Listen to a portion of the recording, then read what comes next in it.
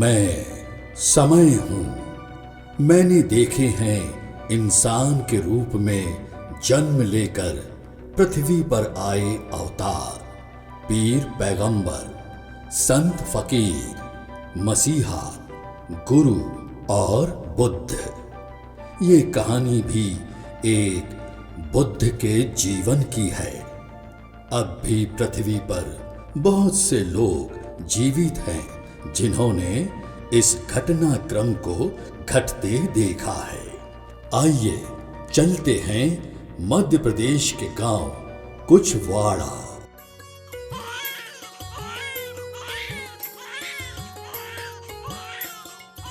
अरे सरस्वती के बापू, बधाई हो, आप नाना बन गए। सच? हाँ हाँ। सरस्वती कैसी है? दोनों ठीक है। अच्छा? हाँ हाँ, दोनों ठीक है। बुरा सुनो तूने, मैं नाना बन गया। बधाई हो। तुम्हें भी बधाई हो। ऐसा करो, टिमंडी संदेशा भिजवा दो और ढोल बजवाओ, नगाड़े बजवाओ और खुशियां मनाओ। जी मालिक। सुनो, हाँ। सारे गांव को दावत का न्योता दे दो। सारे गांव को कोई छठी वाले दिन सबकी दावत है। जी मालिक।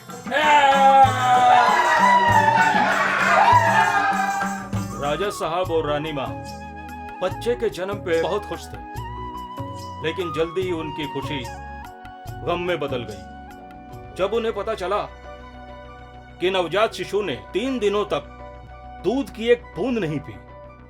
यही कारण था कि राजा साहब, रानी माँ और घर के नौकर भूरा ने भी अन्न का एक दाना नहीं खाया। मालिक, 3 दिन से आपने अन्न का एक दाना तक नहीं खाया है मालिक। 3 दिन से भूखे हैं मालिक। आप कहे तो दूध ही ले आऊं क्या मालिक? नहीं भूरा, मैं दूध कैसे पी सकता हूँ? उस नन्ही सी जान ने 3 दिन से दूध की एक बूंद तक नहीं पी। सारी कोशिशें करके देख ली, लेकिन उस नन्ही से जान ने दूध की एक बूंद तक नहीं पी। ऐसा लगता है मानो कोई उपवास कर रहा हो। उपवास? हाँ।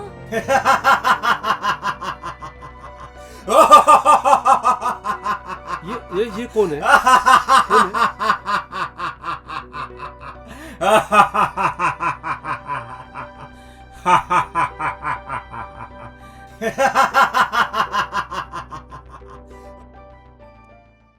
तुम उसके उपवास में विघ्न न डाल सकोगे।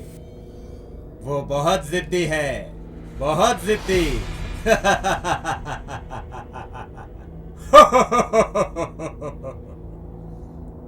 उसे उसके हाल पे छोड़ दो, कुछ नहीं होगा उसे, कुछ नहीं होगा।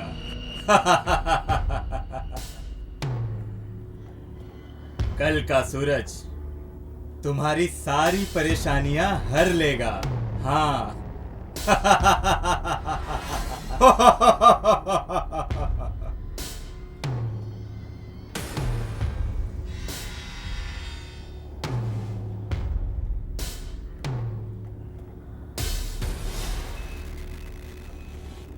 उस अघोरी ने बिल्कुल सच कहा था। 3 दिन के बाद नवजात शिशु ने दूध पीकर अपना उपवास तोड़ा। उसके बाद राजा साहब, रानी माँ और घर का नौकर भूरा सब बहुत खुश थे, बहुत खुश। और उसी दिन राजा साहब ने फैसला कर लिया और उन्होंने रानी माँ से कहा, सरस्वती की माँ, हाँ? मैंने फैसला किया है। फैसला? कैसा फैसला जी? मैं समधी जी से विनती करूंगा, सरस्वती को दूसरा बच्चा पैदा होने के बाद राजा को हमें सौंप दे, हम उसकी परवरिश करेंगे। ये तो आपने बहुत अच्छा फैसला किया है जी, और मुझे विश्वास है वो इस बात के लिए राजी भी हो जाएंगे। बहुत अच्छा रहेगा जी, राजा को तो हम ही पालेंगे। अब राजा नाना नानी के पास रहने लगा था। बचपन से ही राजा अक्सर ऐसे ऐसे सवाल पूछता कि नाना नानी के पास भी कोई जवाब नहीं होता। जब इंसान इंसान बनकर पैदा होता है तो उसे हिंदू मुसलमान क्यों बना दिया जाता है? बनता नहीं राजा, उसे बना दिया जाता है। मानव जाति पे सबसे ज्यादा अत्याचार होता है बच्चों पर। इससे पहले बच्चा बड़ा हो जाए, सभी लोग अपने अपने बच्चों को धर्म और मजहब की जंजीरों से उन्हें बांध देते हैं। मंदिर से बांधकर हिंदू बना देते हैं, मस्जिद से बांधकर मुसलमान बना देते हैं, सिख, ईसाई, बौद्ध और जैन बना देते हैं। नाना अपने आप को जैन कहते हैं, क्या उन्हें भी जबरदस्ती जैन बना दिया गया है नानी? हाँ मेरे बच्चे, मेरे साथ भी वही हुआ जो सबके साथ होता है। बचपन में ही मेरे माँ बाप ने मुझको जैन बना दिया था। सब बच्चों के साथ ऐसा ही होता है। मैं भी तो बच्चा हूँ, क्या आप जबरदस्ती मुझ पे अपना धर्म थोपेंगे? मुझे भी जैन बनाओगे? नहीं मेरे बच्चे, जो मेरे साथ हुआ है वो तेरे साथ कभी नहीं होने दूंगा।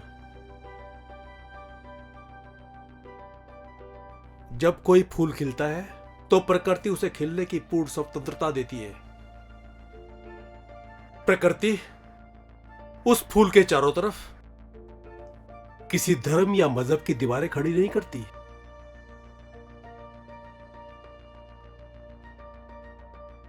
हम ये चाहते हैं कि तू पूर्ण रूप से पूरी स्वतंत्रता से खिले। और जब तुम बड़े हो जाओ तो अपने लिए धर्म या मजहब का चुनाव स्वयं करना। चाहो तो दुनिया के सब धर्म अपना लेना और चाहो तो सारे धर्मों से परे इंसान बने रहना। जीवन एक सफर है राजा, और मृत्यु एक पड़ाव, और हर नया जन्म एक अवसर है स्वयं को जानने का। क्या हम स्वयं को नहीं जानते हैं नानी माँ? सच यही है राजा, इंसान दुनिया भर की जानकारियां बटोरने में लगा रहता है और स्वयं से ही अनजान रह जाता है। क्या आप जानते हो आप कौन हो? तुमसे झूठ नहीं कहूंगी, मैं स्वयं भी नहीं जानती हूँ मैं कौन हूँ, कहाँ से आई हूँ, कहाँ जाना है।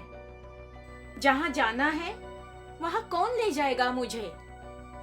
कौन मेरा हाथ थामेगा? मैं थामूंगा नानी माँ। तू थामेगा मेरा हाथ राजा? मैं अपने बारे में सब जानूंगा, खुद मंजिल पे पहुंचूंगा और दूसरों को भी पहुंचाऊंगा। दूसरों को मंजिल पे पहुंचाएगा और मुझे भी मंजिल पे पहुंचाएगा। अच्छा अब सो जा।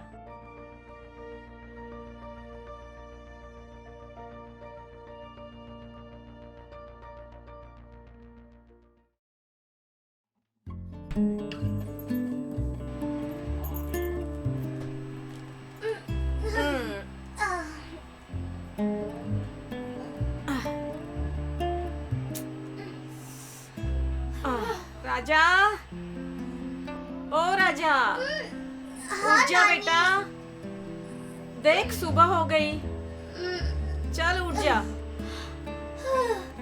जल्दी से उठना।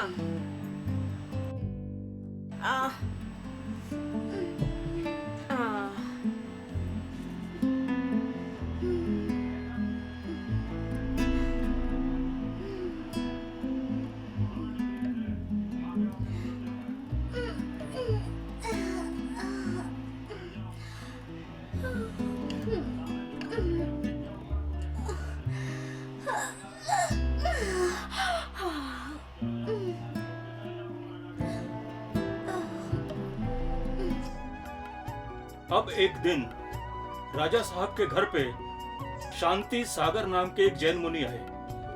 वो राजा साहब के गुरु थे। पूरा का पूरा गांव उस दिन राजा साहब के घर पे मौजूद था। सबकी दावत थी। सबको खुलकर अपने प्रश्न पूछने का जैन मुनि ने अधिकार दिया था। लेकिन औरों की तो छोड़िए, उस दिन नन्हे बच्चे राजा ने जैन मुनि से कुछ ऐसे सवाल पूछे कि जैन मुनि उनका कोई उत्तर नहीं दे पाए।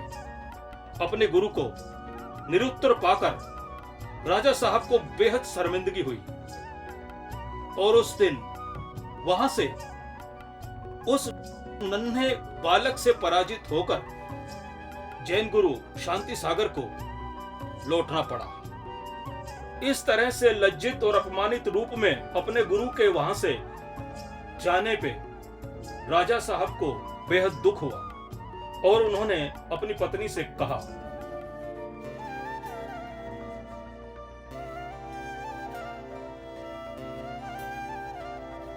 सरस्वती की माँ, तुम्हें ऐसा नहीं करना चाहिए था। क्या नहीं करना चाहिए था? तुम्हें राजा को रोकना चाहिए था। लेकिन उसे प्रश्न पूछने की अनुमति तो उन्होंने स्वयं दी लेकिन थी। बढ़ावा तो तुमने दिया ना। तुम उसके पास बैठी थी जब वो गुरुजी से तर्क वितर्क कर रहा था। तुम्हें रोकना चाहिए था। सबके सामने गुरुजी को लज्जित होना पड़ा। कम से कम तुमने इतना तो सोचा होता कि वो तुम्हारे पति के गुरु हैं। लेकिन मेरे गुरु नहीं है, और अच्छा ही हुआ जो आपके इतना कहने पर भी मैंने उसे अपना गुरु नहीं बनाया। और ऐसा गुरु का क्या लाभ जो एक बालक से प्रश्न का उत्तर न दे सके। और आप भी निष्पक्ष होकर शांति से सोचेंगे तो आपको पता चल जाएगा कि राजा ने उनका कोई अपमान नहीं किया, बल्कि उन्हें अपमान महसूस हुआ अपनी खुद की अज्ञानता के कारण। जो खुद अज्ञानी है वो तो गुरु बनकर दूसरों को क्या ज्ञान बांटेगा। और आप गुरु मोह त्याग कर नया गुरु खोज लीजिए।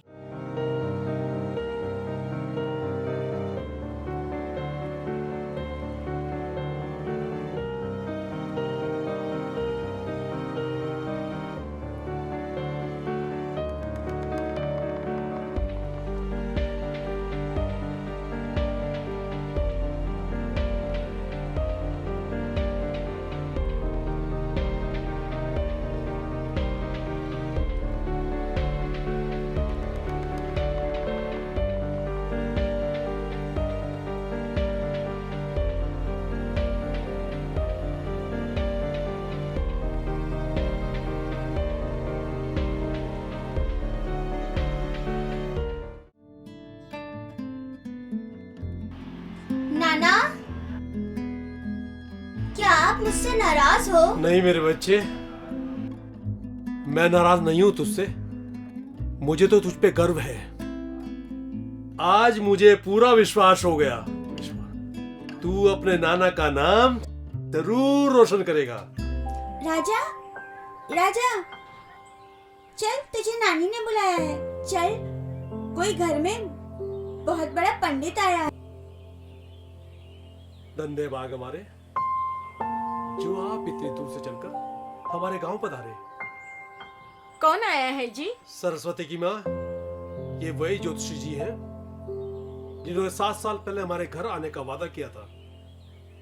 और ये मेरी धर्मपत्नी है। प्रणाम। और ये क्या ये वही बालक है? जी, ये रही आपकी अमानत, इस बच्चे की जन्म कुंडली। राजा साहब, ऐसे प्रतापी ग्रह मैंने अपने जीवन में पहले कभी किसी के नहीं देखे। ये बालक पौधा है, और जब ये पौधा विराट वृक्ष बनेगा तो करोड़ों लोग उस वृक्ष की छाया में विश्राम पाएंगे। ये बालक सूरज है, सूरज करोड़ों लोगों के जीवन से अज्ञानता का अंधकार मिटाएगा। ये बालक बुद्ध बनेगा। ये बालक भगवान कहलाएगा, भगवान। बुद्ध। मैं भगवान का नाना कहलाऊंगा। भगवान, भगवान, नाना। मैं भगवान का नाना कहलाऊंगा। कभी कभी मनुष्य के जीवन में वो पल भी आता है जब उसे अचानक मिल जाने वाला कोई दुख या सदमा उसके जीवन के लिए बेहद घातक सिद्ध हो जाता है। ठीक उसी प्रकार कभी कभी अचानक मिल जाने वाली खुशी वो भी उसके जीवन के लिए घातक सिद्ध हो जाती है। ऐसा ही हुआ था राजा साहब के साथ। जब उन्हें अचानक अपने जीवन की इतनी बड़ी खुशी मिली, उन्हें पता चला कि उनका राजा भगवान बनेगा। वो ये खुशी बर्दाश्त नहीं कर पाए और बीमार हो गए। दिल का दौरा पड़ा था इन्हें, शुक्र है भगवान का। लेकिन हालत बहुत नाजुक है।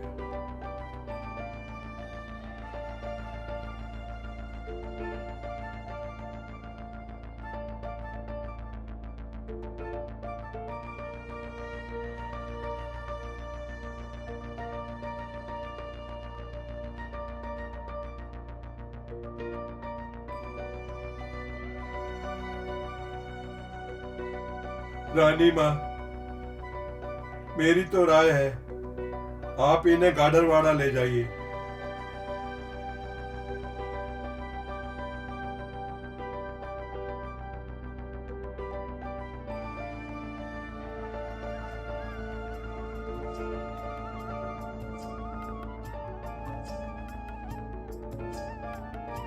रात का वक्त था, लंबा सफर और साधन था सिर्फ बैलगाड़ी। यही कारण था कि उस रात राजा साहब समय पे गाडरवाड़ा नहीं पहुंच सके और रास्ते में ही उनकी मृत्यु हो गई। राजा साहब की मौत के बाद रानी मां लौटकर वापस कुचवाड़ा नहीं गई। उन्होंने गाडरवाड़ा में ही नदी किनारे एक मकान खरीद लिया और वो उसी मकान में गाडरवाड़ा में ही रहने लगी।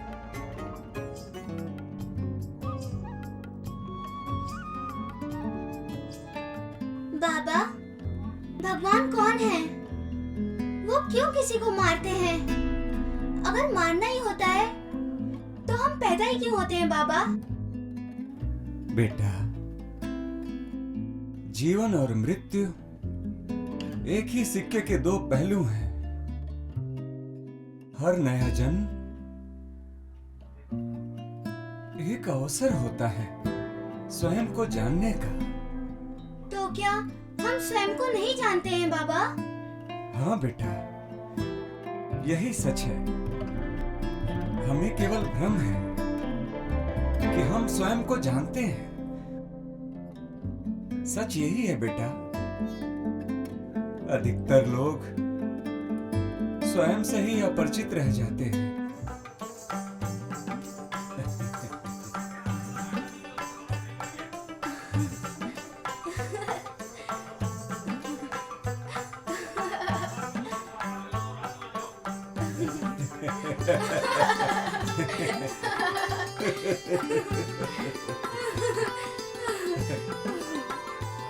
बाबा, आपके पैर दबा तो रहा हूँ, लेकिन इसलिए नहीं कि आप मेरे बाबा हो, इसलिए क्योंकि मैं आपसे प्रेम करता हूँ और मेरी नजर में आप मेरे बाबा नहीं, मेरे दोस्त हो। अच्छा, तो मेरे नन्हे दोस्त, ला मैं तेरे पैर दबा देता हूँ। अरे ये वाला तो दबाओ। ये भी हाँ।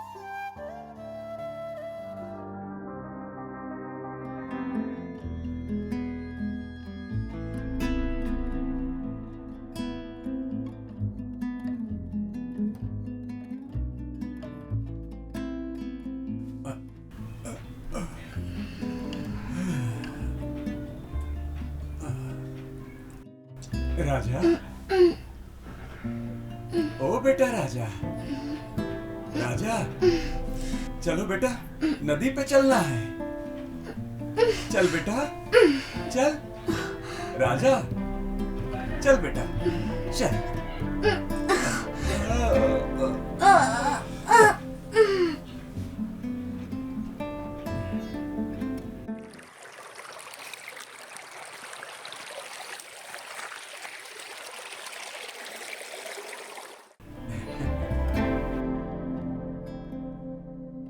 अरे बेटा, तू आ गया? मैं तेरा ही इंतजार कर रहा था। सिनेमा देखने चलेगा? हाँ हाँ दादा, चलूंगा। तो चल दादा चलो। चल।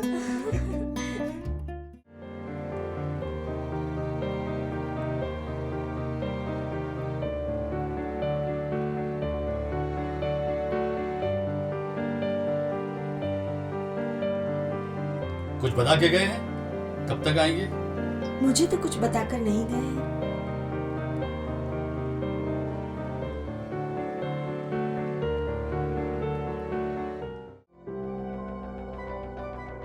जब दिल ही टूट गया अब जी के क्या करेंगे जब दिल ही टूट गया। अब जी के क्या करेंगे जब दिल ही टूट गया। अब जी के क्या करेंगे जब दिल ही टूट गया। जब दिल ही टूट गया जी के क्या करेंगे। क्या दद्दा, इस उम्र में फिल्म देखने और ऐसे भद्दे गीत गुनगुनाने में आपको शर्म नहीं लगती? और तुम्हें अपने पिता से ये सवाल पूछने में कुछ शर्म नहीं आती? अरे बाबू, मैं अपने मन का राजा हूँ। मेरे मन में जो आएगा मैं करूंगा। मन जो चाहे मतलब? कल अगर आपका मन मुजरा सुनने जाने को करे तो क्या आप वो भी करेंगे? वो भी पोते को लेकर? तो इसमें गलत क्या है? नाचना गाना तो एक कला है। बुराई इसमें नहीं है। बुराई आदमी के भीतर है। तो कम से कम इसे तो ना बिगाड़िए। तू राजा की बजाय अपने दूसरों बच्चे पर ध्यान रख। तेरी राह पर चलकर वो सारे बच्चे व्यापारी बन जाएंगे और मेरा ये बेटा जिंदगी के वास्तविक सच को सिर्फ राजा ही जान पाएगा। बाबा, जब आप दोनों की बहस खत्म हो जाए तो आ जाइएगा। मैं सोने जा रहा हूँ।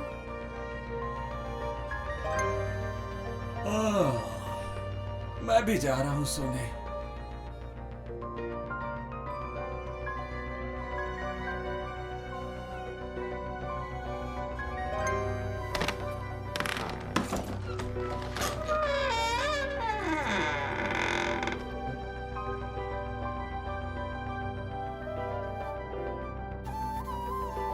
आ गए दोनों?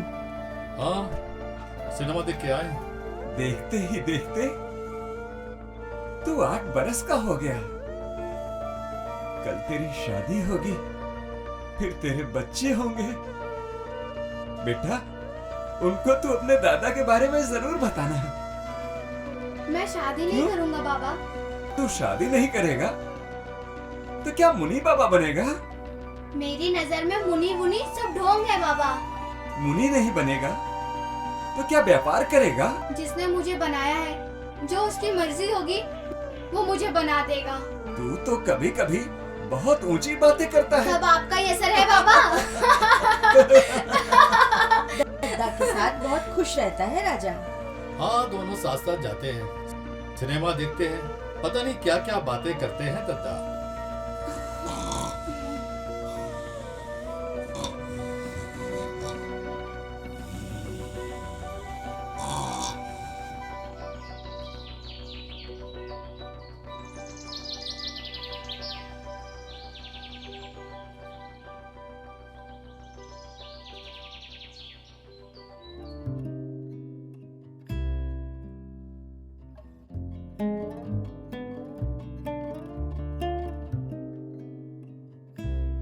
राजा, जी दादा। बेटा तुम तैयार नहीं हुए? आज महावीर जयंती है, हम सबको मंदिर जाना है। मैं मंदिर नहीं जाऊंगा। बेटा, मंदिर में भगवान है, भगवान महावीर, चलकर उनका आशीर्वाद लो। अगर मंदिर में भगवान महावीर होते तो मैं जरूर चलता, लेकिन मंदिर में तो सिर्फ उनकी मूर्ति है और मूर्ति कैसे आशीर्वाद देगी? बहस मत करो, हम जैन हैं और आज के दिन हम मंदिर जरूर जाते हैं। दादा, इस मामले में आप अपने विचार जबरदस्ती मुझ पर न थोपे। बाबूलाल, जब वो बेचारा जाना नहीं चाहता है तो तुम उसके पीछे क्यों पड़े हो? आप तो कभी मंदिर गए नहीं, इसे भी अपने साथ रख के नास्तिक बना दिया। बेटा, तू ही जा मंदिर। मेरा और इसका दोनों का पुण्य कमा ले। चल बेटा, अपन चलें।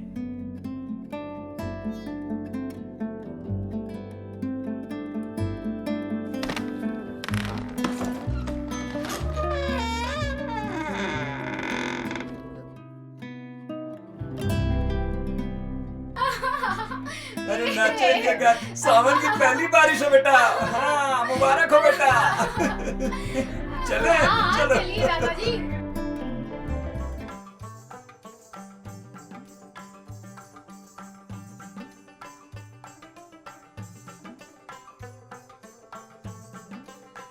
दद्दा और राजा अब तक नहीं आए। कुछ बता के गए, कहाँ गए? अरे आ जाएंगे भैया। मैं मना करूं तो भी तेरा पिता तुझे पढ़ाएगा जरूर, लेकिन एक बात गांठ मार ले राजा, किताबों की भूल भुलैया में गुम ना हो जाना। लोग पढ़ लिखकर अहंकार से भर जाते हैं, उन्हें लगता है कि वो बहुत कुछ जानते हैं, लेकिन बेटा उनका ज्ञान सिर्फ किताबी होता है। असली ज्ञान तो अनुभव से होता है बेटा। तभी सोचो, कभी कबीर दास ने कलम किताब को हाथ नहीं लगाया, तब भी लिख पाए। पोथी पढ़ पढ़ जग मुआ, पंडित भया न कोई, 2.5 अक्षर प्रेम का, पढ़े सो पंडित होए। बाबा, आप तो मानते हैं कि भगवान है ही नहीं। अगर भगवान कहीं है, किसी ने उसे देखा है, तो वो मेरे सामने आए। जो भगवान की बातें करता है, उन्होंने सिर्फ भगवान को पोथियों में पढ़ा है। बाबा, अगर सचमुच भगवान हुए और आप पर नाराज हो गए तो? मैं भगवान से नहीं डरता। भगवान से वो लोग डरते हैं जो खोटे काम करते हैं। देखो बेटा, मैंने किसी का दिल नहीं दुखाया, मैंने कोई खोटा काम नहीं किया।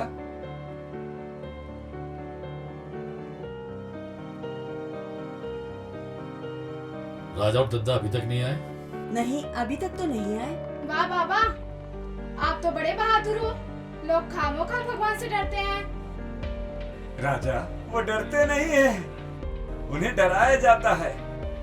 ये पुजारी, ये मुल्ला, ये पुरोहित और ये पादरी, ये सब अपना अपना पेट भरने के लिए काल्पनिक खुदा, काल्पनिक भगवान की कहानियां सुनाकर लोगों में डर पैदा करते हैं। फिर डरे हुए लोगों से कहते हैं, पूजा करो, अनुष्ठान करो, दान करो, ताकि उनका धंधा चलता रहे।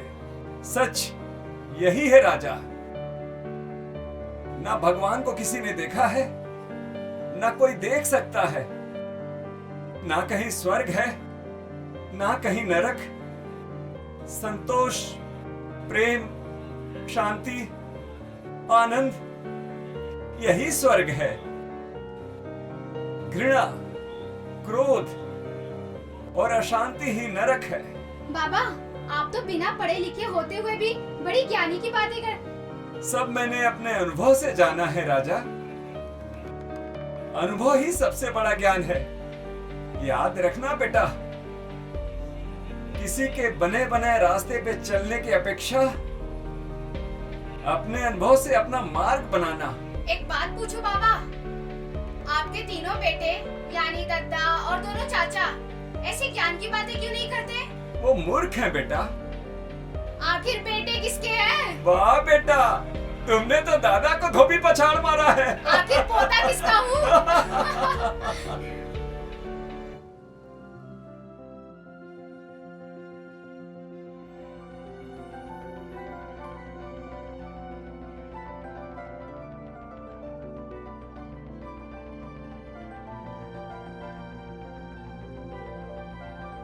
क्या सोच रहे हैं जी? राजा को लेकर चिंतित हूं। वो ऐसी ऐसी बातें करता है, उसकी उम्र के बच्चे सोच भी नहीं सकते। मुझे तो लगता है वो जैन धर्म को नहीं मानेगा। हो सकता है वो किसी भी धर्म को ना माने और अपने लिए एक नए धर्म का ही चुनाव कर ले। देखिए, हमारा राजा कोई साधारण बालक नहीं है। मैं तो कहती हूँ, आप राजा को स्कूल में दाखिला दिला दीजिए। हाँ, तुम ठीक कहती हो। मैं कल ही माँ साहब से बात करता हूँ। और अगले ही दिन बाबूलाल ने राजा को स्कूल में एडमिशन दिला दिया। लेकिन स्कूल के पहले ही दिन राजा के साथ घट गई एक अनोखी ही घटना। उस स्कूल में कंटर मास्टर नाम का एक अध्यापक था जो अक्सर सभी बच्चों को बात बेबात बहुत मारता पीटता रहता था। किसी बात पे राजा के साथ उसकी बहस हो गई। उसने राजा को बहुत बेदर्दी से मारा, लेकिन राजा तो राजा था। राजा ने कंटर मास्टर के खिलाफ पुलिस में जाके कंप्लेंट कर दी। उस मास्टर के बारे में सुना तो बहुत है मैंने, लेकिन आज तक कभी किसी ने उसके खिलाफ शिकायत दर्ज कराने की हिम्मत नहीं की। तुमने हिम्मत दिखाई, शाबाश। चलो आज मैं देखता हूं उस मास्टर को। चलो। राजा, राजा मुझे एक बार बस माफ कर दो राजा। राजा मुझे माफ कर दो। अरे अरे नौकरी तो गई, कम से कम तुम तो मुझे माफ कर दो। मैं ये गांव ही छोड़कर चला जाऊंगा राजा, मुझे माफ कर दो राजा। आप इन्हें छोड़ दीजिए। ठीक है राजा, तुम्हारे कहने पर इसको छोड़ रहा हूं। चल जा, दोबारा इस गांव में नजर मत आना।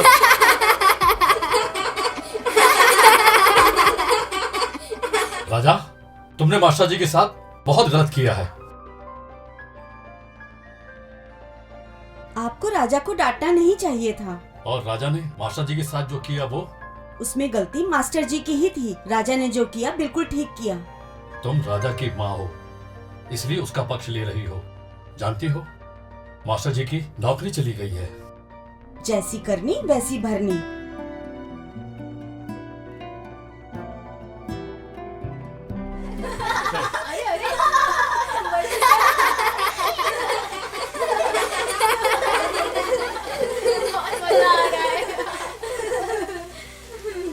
कंछेदी Sukoon. Yes sir. Abdul Rahman. Yes sir. Sham Soni. Yes sir. Rajnish Chandra Mohan. उपस्थित श्रीमान। खामोश। रजनीश, जब सब यस सर बोलते हैं तो तुम हिंदी में उपस्थित श्रीमान क्यों बोलते हो? हिंदी हमारी राष्ट्रभाषा है श्रीमान, और मुझे हिंदी में बोलना अच्छा लगता है श्रीमान। सवाल तुम्हें अच्छा या बुरा लगने का नहीं है, तुम अपनी खिचड़ी अलग से क्यों पकाते हो? सब कुएं में कूदे तो क्या मैं भी कूद जाऊं श्रीमान? खामोश, चुप रहो।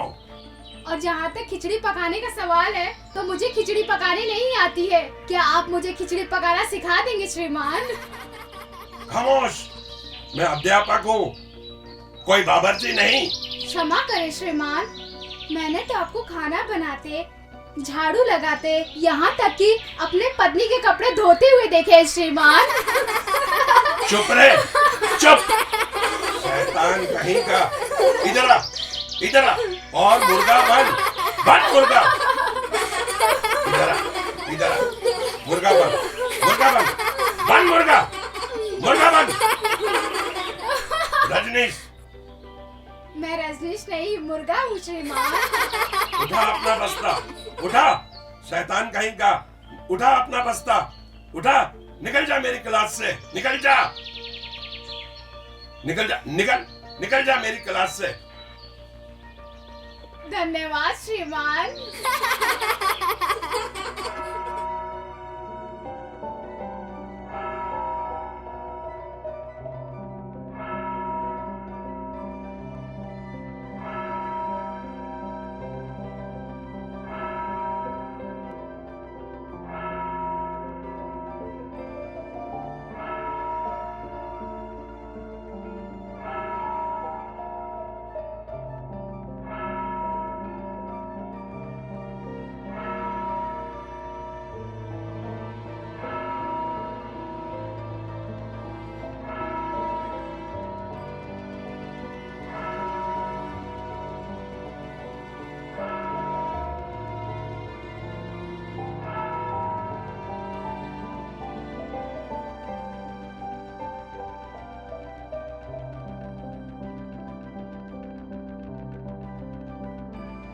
हेलो माय सन, मैं अक्सर देखता हूँ तुम यहाँ पर आते हो। तुम्हें यहाँ आना अच्छा लगता है? इस गांव में ये अकेला चर्च है और आप अकेले फादर। मैं तो यहाँ इसलिए चला आता हूँ कि आपका अकेलापन कम हो सके। नो माय सन, मैं कभी यहाँ अकेला नहीं हूँ। जीसस मेरे साथ में है और मैं तो यहाँ प्रेम और खिदमत के लिए हूँ। आप लोग व्यापारी बनकर हमारे देश आए, जबरदस्ती जमीन और मकानों पर कब्जा कर लिया, हिंदुस्तान की रोटी खाकर हिंदुस्तानियों को ही कत्लेआम करते हो। क्या यही है जीसस को मानने वालों का प्रेम? रुपयों पैसों का लालच देकर आप लोगों का धर्म परिवर्तन करना चाहते हैं। क्या यही है आपकी खिदमत? तुम अभी बच्चे हो, तुम नहीं जानते। हमने गरीबों के लिए इतने स्कूल खुलवाए हैं जहाँ उनको मुफ्त में पढ़ाया जाता है। कितने अस्पताल खोले हैं जहाँ मुफ्त में इलाज किया जाता है। हमारे दिल में तो सभी के लिए सेवा भाव है। अच्छा फादर, सेवा करने से आपको क्या मिलता है? सेवा करने से परमात्मा मिलता है, मुक्ति मिलती है। अच्छा फादर, अगर सभी गरीब लोग अमीर बन जाए और सब रोगी निरोगी बन जाए, फिर तो आपको परमात्मा ही नहीं मिलेंगे, मुक्ति ही नहीं मिलेगी। यानी आप तो चाहते ही होंगे कि सब गरीब बने रहें, रोगी बने रहें। बोलिए ना फादर। तुम बहुत चालाक लड़के हो। आप मेरे सवालों का जवाब नहीं दे सकेंगे। आप क्या हैं और स्वयं को क्या दिखाना चाहते हैं, ये आप अच्छी तरह जानते हैं। जीसस के जीवन को फिर से पढ़िए फादर। जीसस ने सेवा के बदले कभी भी किसी का धर्म परिवर्तन नहीं किया फादर। जीसस ने कभी बेगुनाहों का लहू नहीं बहाया। जीसस के नाम पर लोगों को बहकाना छोड़िए फादर।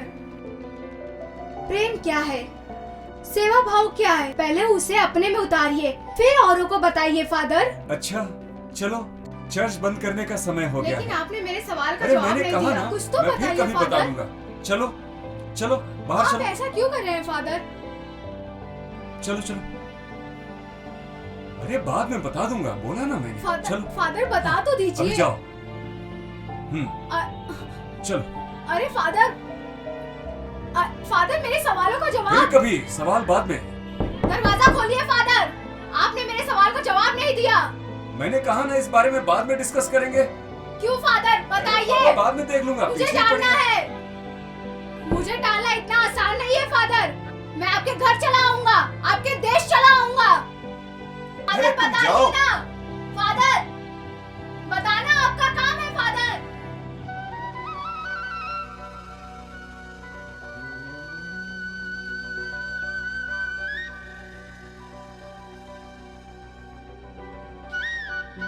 तुम्हें शर्म आनी चाहिए राजा। कितनी बार तुम उन्हें परेशान कर चुके हो। उन्हें शिकायत करने की बजाय अपने आचरण का सुधार करना चाहिए दादा। खामोश, अब की बार तुम्हारी शिकायत नहीं आनी चाहिए, वरना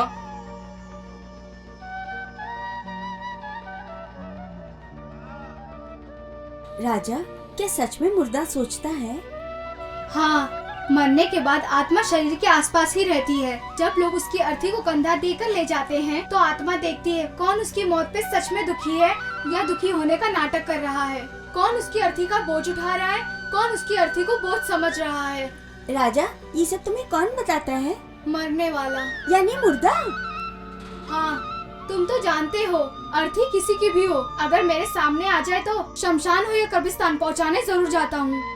अब तो गार्डन वाडा के मुर्दे भी मुझे जान गए हैं, उन्होंने ही मुझे ये सब बताया।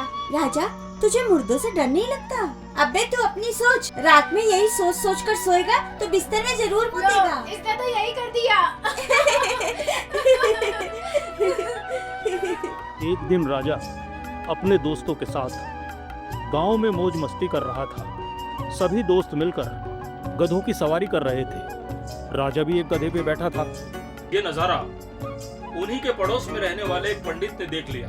उसने राजा को गधे पे बैठे हुए देखा और राजा के घर जाकर उसके पिता बाबूलाल से राजा की शिकायत लगा दी। और जब कुछ देर के बाद राजा अपने घर पहुंचा तो उनके पिता बाबूलाल ने राजा से कहा, तुझे बैठने को गधा ही मिला था। अरे बैठना ही था तो घोड़े पे बैठता। मुझे गधा घोड़े से ज्यादा अच्छा लगता है दादा। घोड़े को देखो तो ऐसा लगता है जैसे तेज, चालबाज, चालाक, और गधे को देखो तो ऐसा लगता है एकदम धीर गंभीर फिलोसोफर जैसा। जब कोई गंभीर बात सोचता है तो अपनी जगह अड़ जाता है। कोई कितनी भी कोशिश करे अपनी जगह से आगे नहीं बढ़ता। बस गधे की यही अदा मुझे पसंद है दादा। तू गधे पे रिसर्च करके कोई किताब क्यों नहीं लिखता? जरूरत पड़ी तो किताब भी लिखूंगा, लेकिन 4 पैर वाले गधों पर नहीं, 2 पैर वाले गधों पर लिखूंगा। क्या मतलब? 4 पैरों वाला गधा कभी किसी की शिकायत करने नहीं जाता, लेकिन 2 पैर वाला जाता है। आप तो जानते हैं दादा, मुझे शिकायत करने वाले गधे से चिढ़ है। अरे कहाँ जा रहे हो? भैया पंडित तो गया काम से। बाबूलाल को डर था कहीं राजा पंडित को कोई नुकसान न पहुंचा दे। और वही हुआ। पंडित एक दिन अपने घर में सोया हुआ था कि राजा दीवार कूदकर पंडित के घर में घुस गया और चारपाई से नीचे जो पंडित की चोटी लटक रही थी, राजा ने छुपकर धोखे से पंडित की चोटी को काट दिया। सुबह जब पंडित उठा और उसे एहसास हुआ कि उसकी चोटी नहीं है, तो वो समझ गया कि जरूर इसमें राजा का ही हाथ है। पंडित राजा के घर आ पहुंचा। बाबूलाल, बाबूलाल,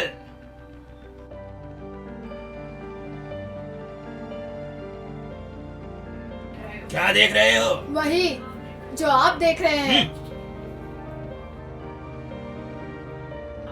अरे पंडित जी, आप सुबह सुबह क्या हुआ? ये सवाल आप अपने इस बेटे से पूछिए। ये रही आपकी अमानत। इसने मेरी चोटी काट दी बाबूलाल। चोटी आपके शरीर का वो हिस्सा थी जिसके बगैर आपका काम चल सकता था। जब इसे काटते वक्त आपको पीड़ा नहीं हुई तो आप क्यों पीड़ित हो रहे हैं? बदतमीज!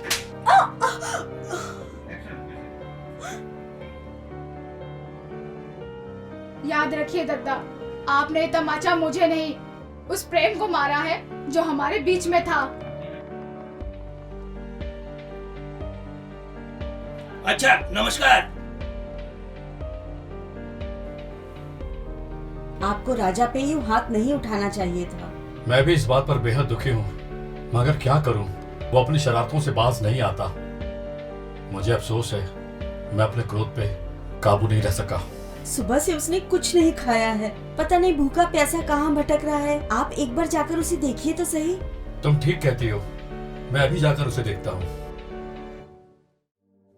राजा, तुझे कहाँ कहाँ नहीं ढूंढा।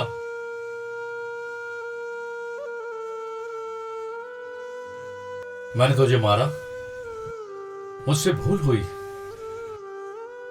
हाथ उठाने का मुझे दुख नहीं है। हर फूल अपने ढंग से खिलता है, पक्षी अपनी स्वतंत्रता से उड़ते हैं। मनुष्य होकर भी अपनी स्वतंत्रता से जीने का कोई हक नहीं है। आपको लगता है कि आप पिता हैं और जो आपको ठीक लगे वही ठीक है। अगर संतान को हर बात पिता के दृष्टिकोण से देखनी चाहिए, तो फिर भगवान ने संतान को स्वतंत्र बुद्धि क्यों दी? आप पिता हैं और मैं पुत्र, ये एक संयोग मात्र है। प्रकृति ने पिता और पुत्र के रूप में हमें चुना है।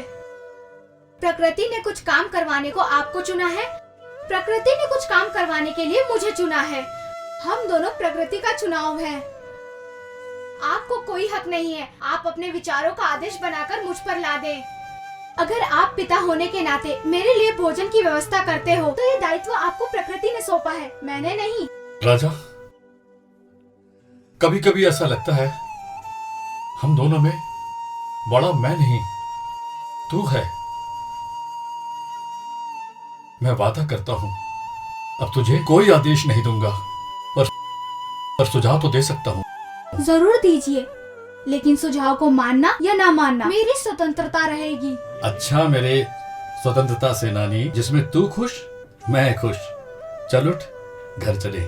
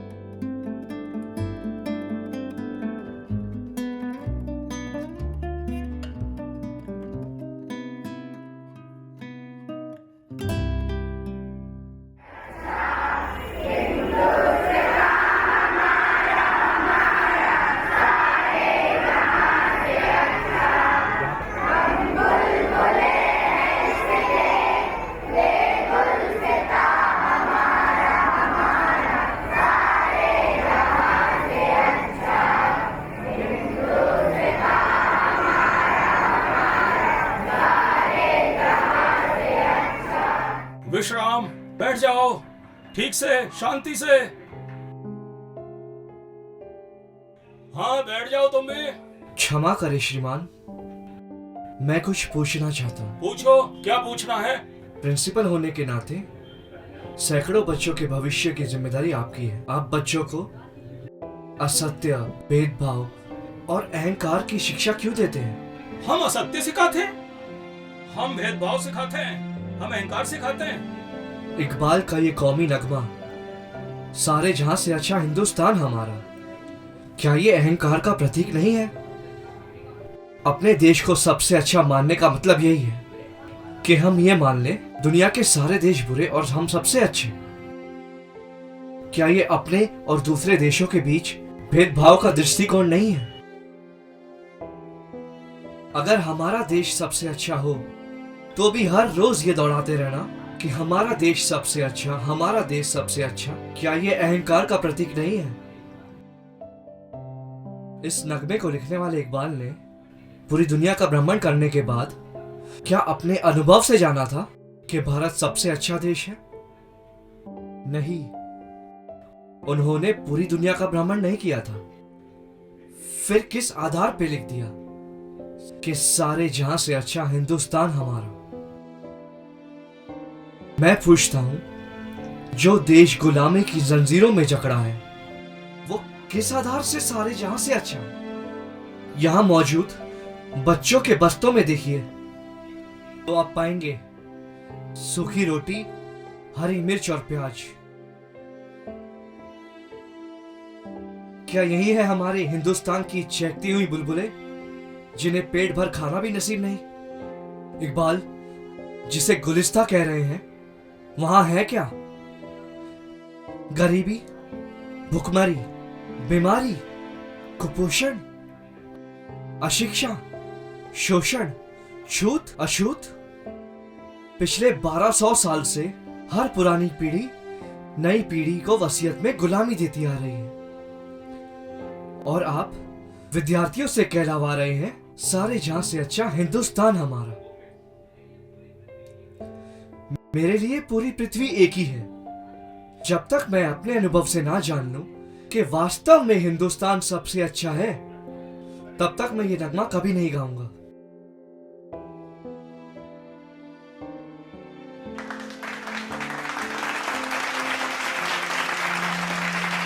मुझे तुम पर फक्र है रजनीश। आज मैं ये ऐलान करता हूँ, इस विद्यालय में ये नगमा तब तक नहीं गाया जाएगा तक के देश आजाद नहीं हो जाता।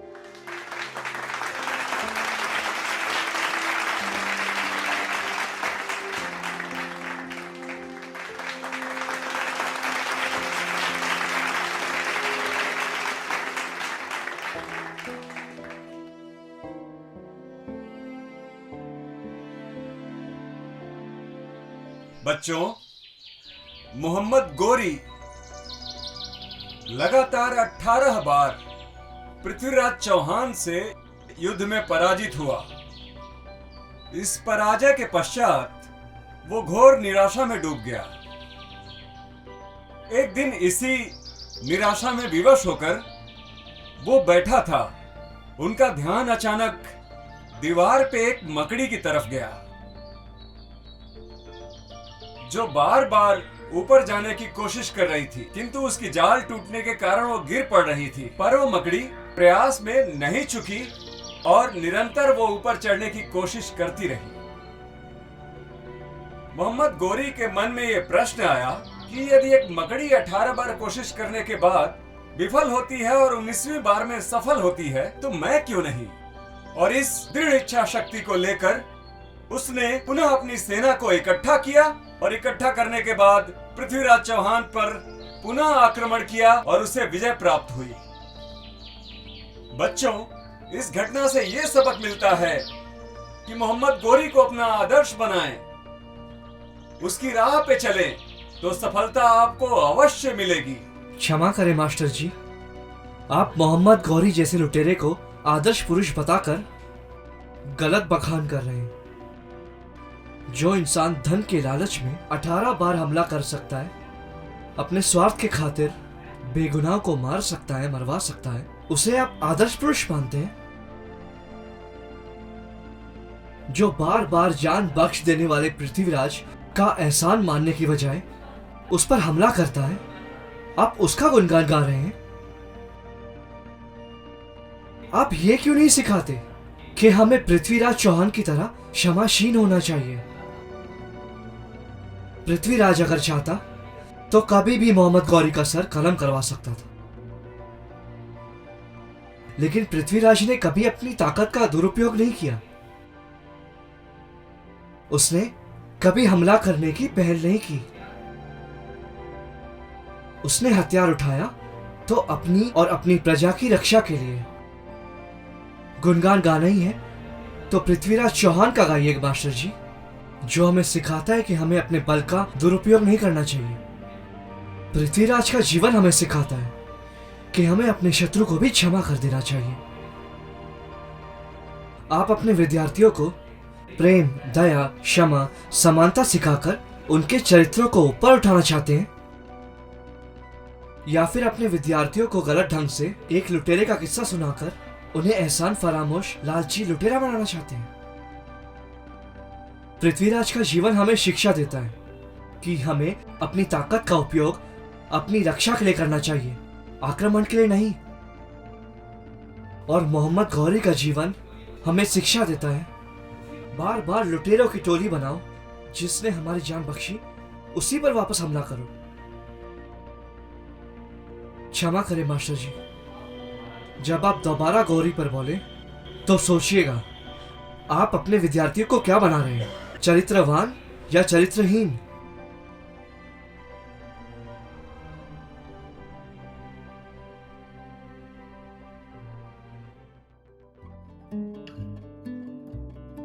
अरे भाई बाबूलाल।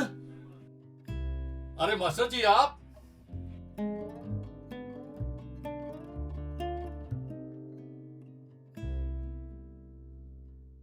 प्रणाम मास्टर खुश जी, रहिए। आइए बैठिए।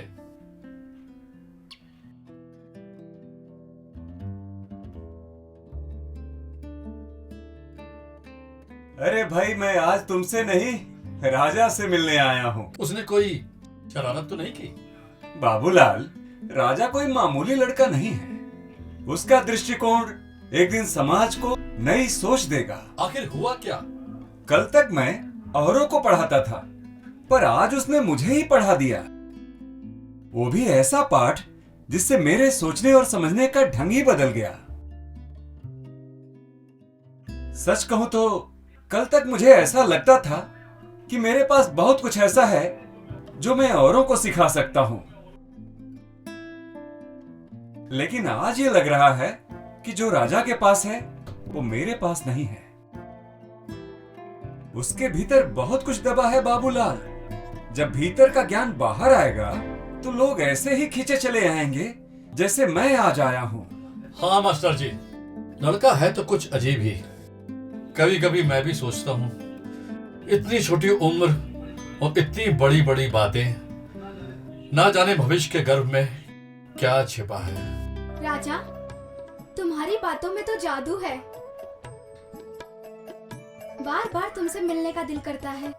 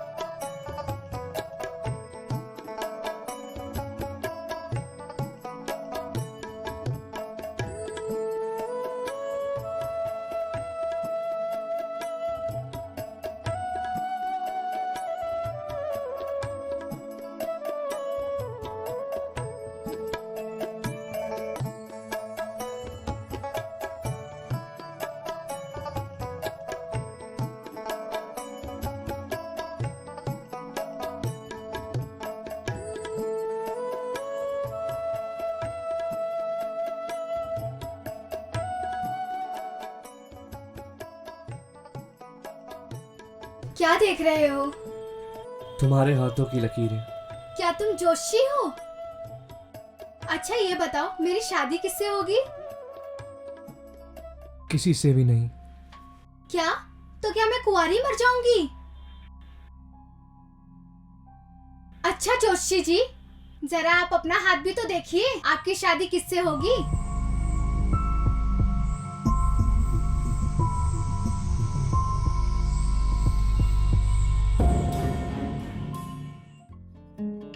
राजा, राजा, राजा है क्या? देख शशि, अब तो बच्ची नहीं रही। अपनी उम्र की लड़कियों के साथ खेला कर, क्या सारा दिन राजा के पीछे पड़ी रहती है। देख शशि, तेरे बार बार यहाँ आने से लोगों के मन में तुझे और राजा को लेकर बहुत ज्यादा शक पैदा होता है। शक? कैसा शक? देख, तेरे मन में राजा के लिए जो भी है मैं जान चुकी हूँ। भलाई इसी में है कि तू राजा को भूल जा और यहाँ मत आया कर।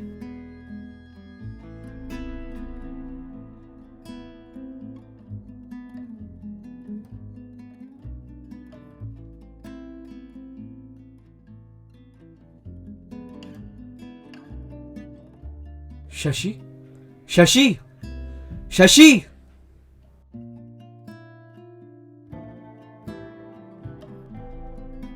क्या हुआ बुआ? शशि ऐसे? आपने कुछ कहा उसे?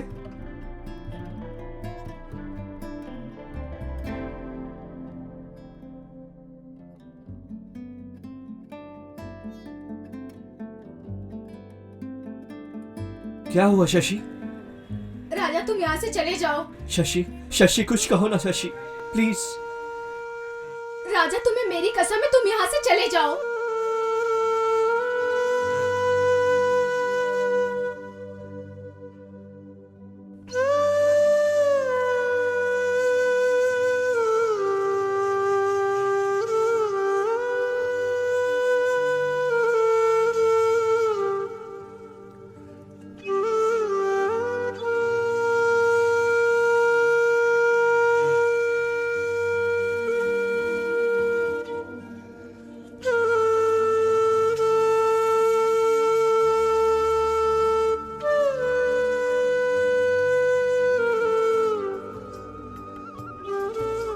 उस दिन के बाद शशि राजा से नहीं मिली। वो अक्सर बीमार रहने लगी। उसकी हालत बिगड़ती ही चली गई और उसके बाद एक दिन पता चला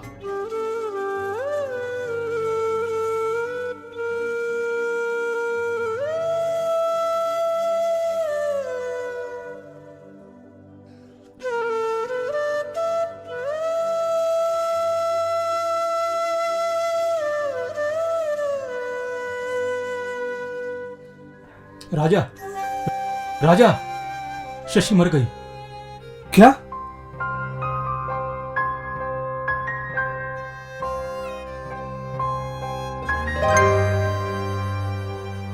शशि की मौत के बाद राजा भी उदास रहने लगा और उसने गाडरवाड़ा छोड़कर जबलपुर जाने का फैसला कर लिया। आगे पढ़कर तुम क्या करोगे? मेरे बाद परिवार की सारी जिम्मेदारी तुम पर है। मैं चाहता हूं मेरे साथ मिलकर दुकान के काम में हाथ बटाओ। आप जानते हैं दुकान पर बैठने में मेरी कतई रुचि नहीं। राजा, इतना बड़ा परिवार है और कमाने वाला सिर्फ मैं। आगे बढ़ाने के लिए बहुत पैसा चाहिए जो मेरे पास नहीं है। मैं पढ़ाई जारी रखने का फैसला कर चुका हूं दादा। अगर ऐसा ही है तो ठीक है।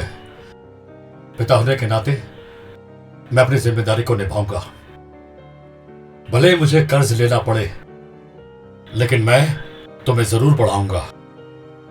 बोलो, तुम क्या लेना चाहते हो? साइंस या कॉमर्स? आर्ट्स।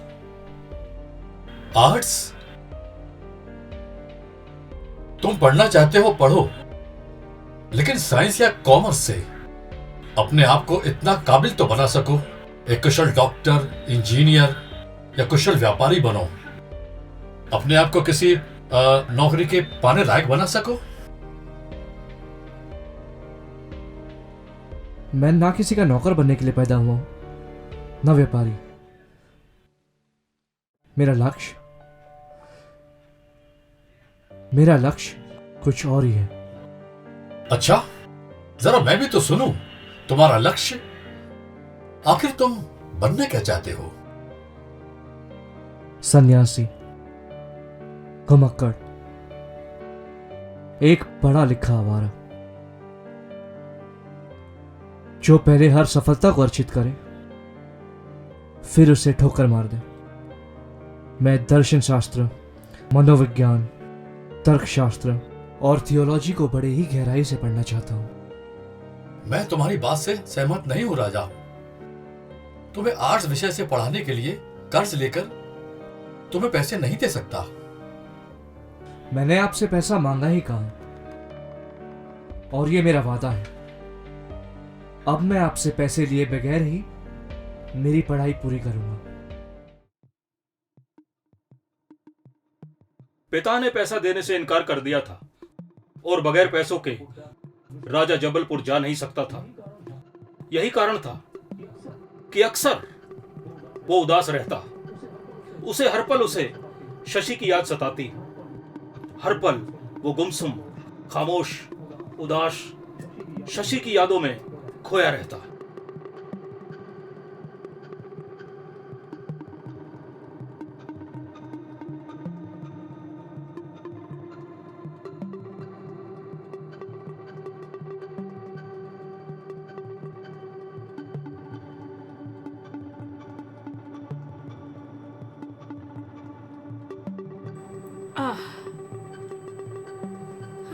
तेरे सारे कपड़े रख दिए मैंने। ले, ये पैसे रख ले। पैसे मेरे पास है नानी। तेरे पास पैसे कहाँ से आए? दोस्तों ने दिए थे। फिर भी रख ले। शहर का मामला है, पता नहीं कब क्या जरूरत पड़ जाए। राजा, अपना ख्याल रखना और पैसे की बिल्कुल चिंता मत करना। मैं हर महीने पैसे भेजती रहूंगी। नानी तो कितना करेगी मेरे लिए? मेरा जो कुछ भी है सब तेरा ही तो है। और तुझे क्या पता तू क्या है मेरे लिए? तू शहर जा रहा है ना? ऐसा लग रहा है जैसे मेरे शरीर से जान निकल रही है। नानी तू फिर रोने लगी। नानी तू ऐसे विदा करेगी तो मैं कैसे जा सकूंगा? अच्छा पापा मैं नहीं जाता मैं। नहीं, अब मैं नहीं रोऊंगी। तू जा, मैं नहीं रोऊंगी। तू जा, नहीं, तू जा, मैं नहीं रोऊंगी। तू जा।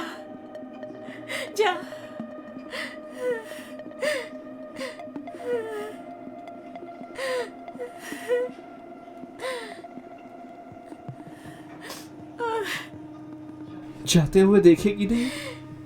नहीं, मैं तुझे जाते हुए नहीं देख सकती। नहीं, तू जा।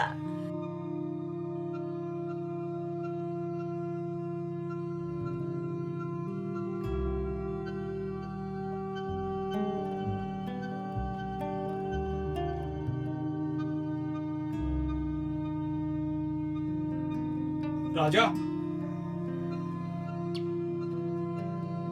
हमसे मिले बगैर कहां जा रहे हो राजा? बस तोड़ दी ना दोस्ती। नहीं सुखराज, तुम लोगों से मुझे कोई अलग नहीं कर सकता। बस कुछ दिनों के लिए ही जा रहा हूं। तेरे बगैर नहीं रह सकते राजा, बहुत याद आएगी तेरी। याद तो मुझे भी आएगी, मैं चाहे कहीं भी रहूं, लेकिन तुम लोगों से मुझे कोई अलग नहीं कर सकता। इतिहास के पन्नों में अगर कभी मेरी चर्चा हुई तो लोग मेरे दोस्तों के रूप में सुखराज और श्याम को भी याद करेंगे। मैं जब भी गांव आऊंगा तुम दोनों से जरूर मिलूंगा। राजा, अपना ख्याल रखना राजा।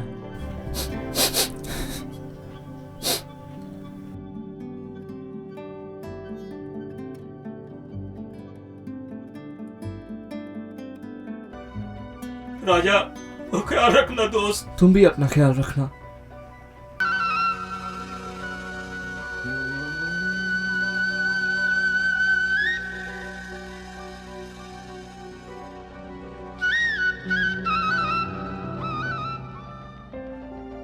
अरे राजा बेटा, तुम?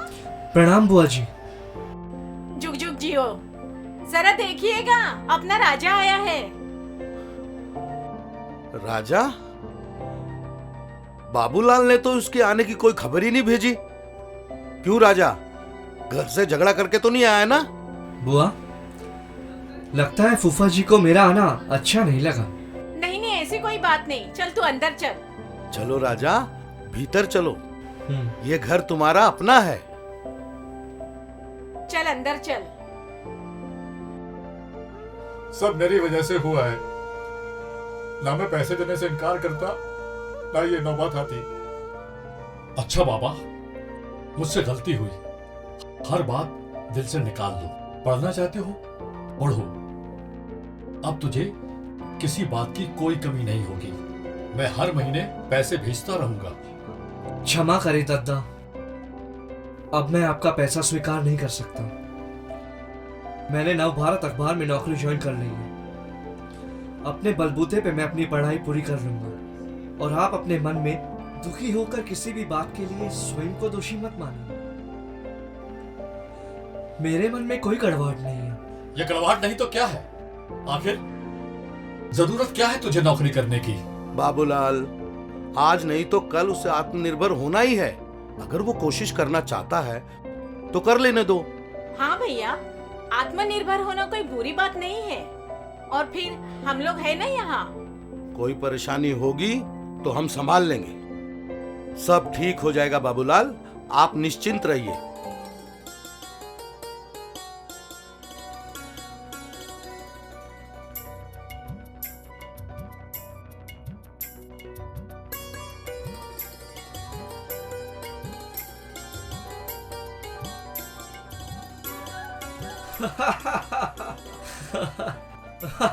ये जो किताब पढ़ रहे हो ना राजा, हरि बाबा की लिखी हुई है। कौन है ये हरि बाबा?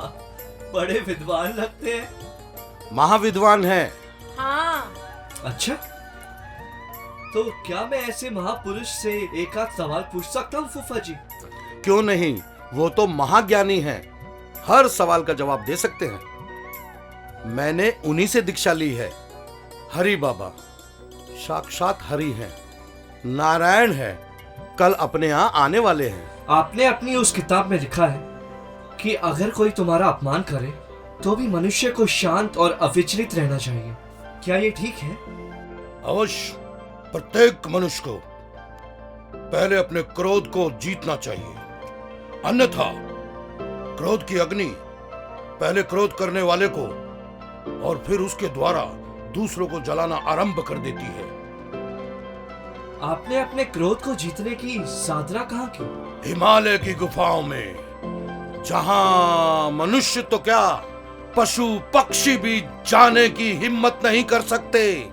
5 वर्ष मैं अकेला भूखा प्यासा गुफाओं में रहा, तब जाकर मेरी साधना पूरी हुई। इसीलिए आप लोगों के घरों में जाके उनके दिए हुए मुफ्त के पकवान खा खाकर उन्हीं 5 सालों का भड़ास निकाल रहे हैं। जबान संभाल के बात करो लड़के।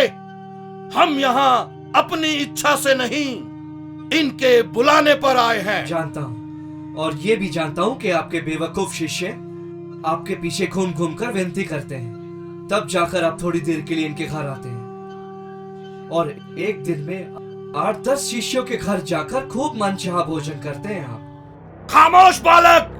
वाह, आप तो कह रहे थे कि आपने क्रोध को जीत लिया, लेकिन आप में तो क्रोध अभी बाकी है।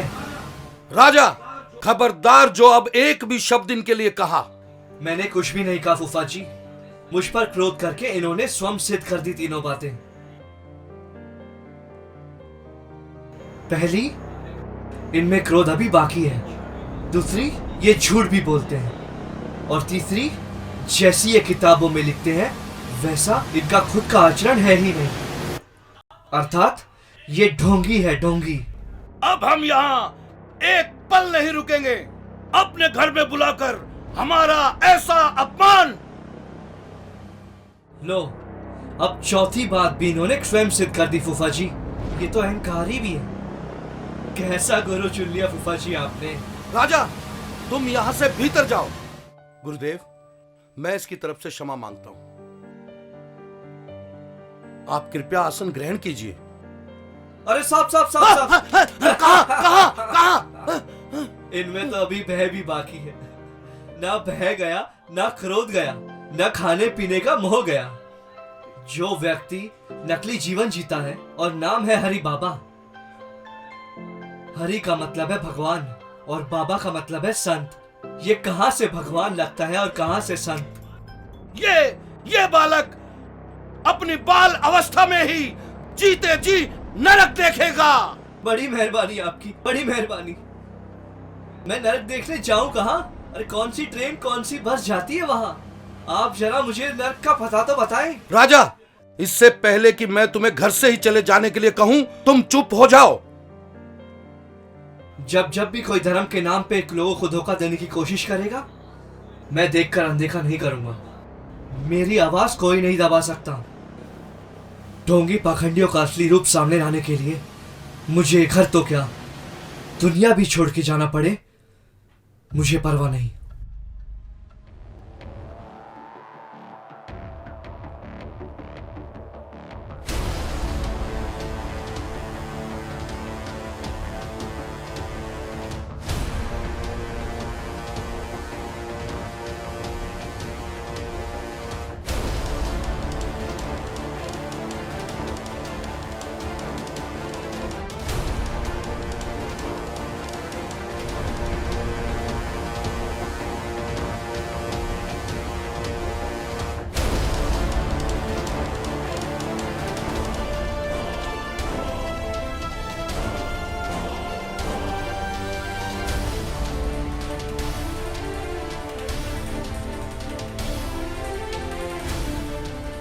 मेरे गुरु का अपमान। राजा की जगह कोई और होता तो धक्के देकर निकाल दिया होता उसे। राजा की तरफ से मैं माफी मांग रही हूँ। बच्चा है, जाने दीजिए, माफ कर दीजिए उसे। मैं ये घर छोड़कर जा रहा हूँ। राजा सुन, रुक जा बेटा, रुक जा।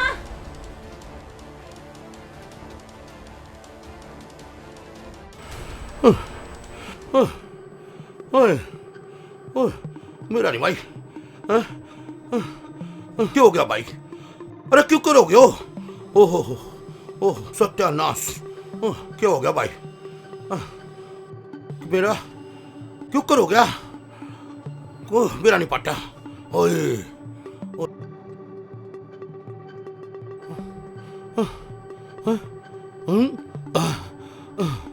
अरे क्या हुआ? हाँ, आप कुछ परेशान हैं? हाँ, हम परेशान। आखिर हुआ क्या? वही तो डर है, कहीं कुछ हो ना जाए। किसे? अरे सेठानी, तू नहीं जानती? हमारा पुराना मकान है ना, खंडर वाला। अरे जिसे लोग भूत कर कहते हैं, उसे कोई आधे दाम में भी नहीं खरीदता, आधे दाम में। और मैंने उसे किराए पे दे दिया। मगर किसे? अरे उसे ही, वही के नाम था उसका, नाम ही भूल गया। रजनीश। अब मुझे डर है कहीं उसे कोई हो ना जाए कोई। आपने ये अच्छा नहीं किया। उस लड़के को बता देना चाहिए था पहले। आप नौकरों को भेजकर उस लड़के का पता लगाइए। सेठाई तेरे ठीक कहा तने। रामू, ओ रामू, जल्दी भाग गया। जी मालिक। रामू, एक काम कर, तू अपना पुराना वाला खंडर वाला घर है ना, जा भाग के चला जा। पुराने वाले मकान पे इस वक्त मैं नहीं जाऊंगा। जय गुरु गुणमान गुण सागर। मैं नहीं जाऊंगा। नहीं जाएगा? चाहे आप मुझे नौकरी से निकाल दो, मैं उन भूतों के डेरे में नहीं जाऊंगा। ना। अबे जा भाई। अरे ये भी गया काम। मैं नहीं जाऊंगा। नहीं जाएगा तू? मैं नहीं जाऊंगा। अरे क्यों नहीं जाएगा तू? अरे भूतनी के भीमसेन ने भेज। भीमसेन आया मालिक। आजा। भीमसेन आप चिंता ना करें मालिक, मैंने सब सुन लिया है। आपका ये काम आपका चेला भीमसेन पहलवान जबलपुर वाला करेगा। यो बड़ी आदमी भाई, यो करेगा मेरा काम। आंख की ठंडाई पी के मैं जाऊंगा। अरे भूत प्रेत मरने की मारेंगे, मैं तो खुद चलती फिरती। बिल्कुल भाई। मैं नहीं कह रहा, तू अरे काम कर रहे तुमसे, तू तावड़ी जा और जल्दी आ। जाओ जाओ जाओ जाओ जाओ। अभी गया मालिक। भाई, पता लगा भाई मैं नहीं जाऊंगा, तू जाइयो, मैं नहीं जाऊंगा, तू जाइयो। अब बात बढ़ेगी।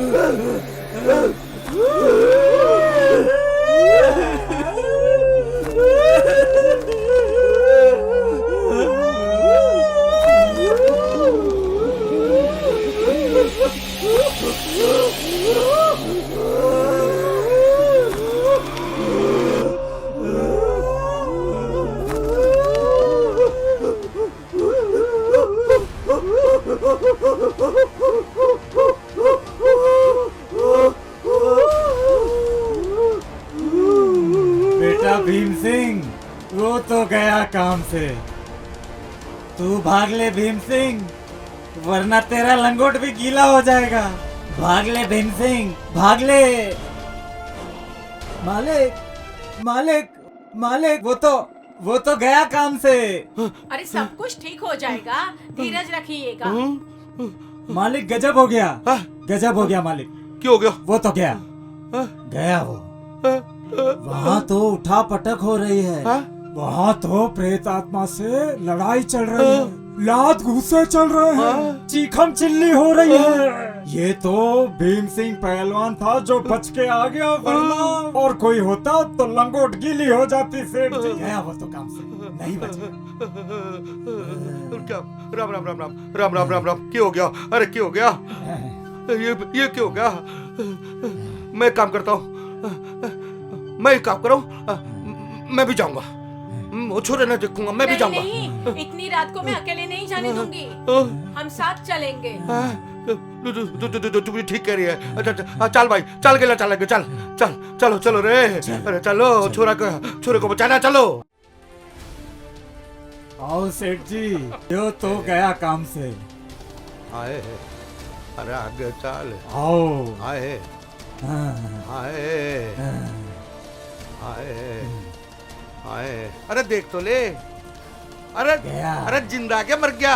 अरे मर लिया यो तो। आए आए ये आए सेठ जी सेठानी। गया, आए ये तो गया। आए आए मने पकड़ ले सेठानी, पकड़ ले मने। आए यो तो गया गया सेठ जी, ये तो मर लियो। अरे सब बोल। आए आए सेठानी, सेठानी मेरे गिर रहा है, सेठानी मेरे। अरे नवज पकड़ कर देख लो सेठ जी, एक मिनट। होगी वो पुलिस केस। देख ले, देख ले। ए राम राम राम राम राम राम राम राम राम राम राम राम राम राम राम। पकड़ लिया पकड़ लिया पकड़ लिया। अरे मन्ने मारेगा के? सेठानी सेठानी जिंदा भाई, मैंने माफ कर दे, मैंने माफ कर दे। मैंने नहीं बता था। अरे लाला जी ने बता दिया इस घर में यहाँ पे भूत का साया है भाई, मैंने माफ कर दे। एक बात बता, तेरे को तो तकलीफ तो नहीं हुई है? अरे कुछ छेड़ा वाला तो नहीं तेरे को भूत ने? हैं भाई, मैंने माफ कर दे। अरे माफ सेठानी, हमें माफ कर दे, हम हमारे ऊपर दया कर दो, माफ कर दो, हम माफ कर दो। हमने कुछ नहीं किया, माफ कर दो। हमला हमला, चीख पुकार, मारधाड़, लात घूसे, बरसा रहा था तू प्रेत आत्मा पे। अच्छा वो। और क्या सोचे भीम सिंह, झूठ बोल रहे? अच्छा वो हमला तो हुआ था। पर तू बचा कैसे? बचा कैसे? हाँ, वो इसलिए क्योंकि मैं खुद भी एक अच्छा खासा भूत हूँ। डरिए मत सेठ जी। भूत मतलब ये नहीं था, मेरा मतलब ये है मेरे पास भूत भगाने का मंत्र है, मंत्र। मंत्र? और अब तो सारे भूत मेरे दोस्त बन गए हैं, दोस्त। दोस्त? अरे हाँ। अच्छा। और उन्होंने मुझे कहा है, हाँ उन्होंने ये कहा हाँ कि मुझे जब तक यहाँ रहना है मैं रह सकता हूँ, बिना किराया दिए। ले भाई ले। और अगर सेठ जी या उसका कोई आदमी आया किराया लेने, तो मैं भूतों को सेठ जी के दूसरे घर का पता बता दूंगा। मेरा नाम ना लियो। भाई पता ना बताइए, जब तक यहाँ रहना चाहे ना तू रह ले बेटा, कोई किराया नहीं लूंगा तेरे से, कोई किराया नहीं लूंगा। आज से घर तेरे नाम बेटा। बस वो कोई नहीं, घर का पता नहीं बताइए बेटा, घर का पता नहीं बताइए मेरे लाल, मैं तेरे हाथ जोड़ू है, तेरे बेटा बुद्धा है ना, तू संभाल ले, पूरा दूसरे घर का पता मत बताइए बेटा। अरे दूसरे घर का नहीं हाथ जोड़ू तेरे। अब आप सब जाइए और मुझे यहाँ आराम करने दीजिए। जाइए आप। चल बेटा, चल सेठानी, चल राम राम राम राम तेरे साथ है। राम राम राम राम राम राम राम राम राम। चलो जी चलो। अरे चलो जल्दी लिख लो, ले आड़े थे चुड़ैल। बस भाई पसीने ला दिया आज। पोस्टमैन।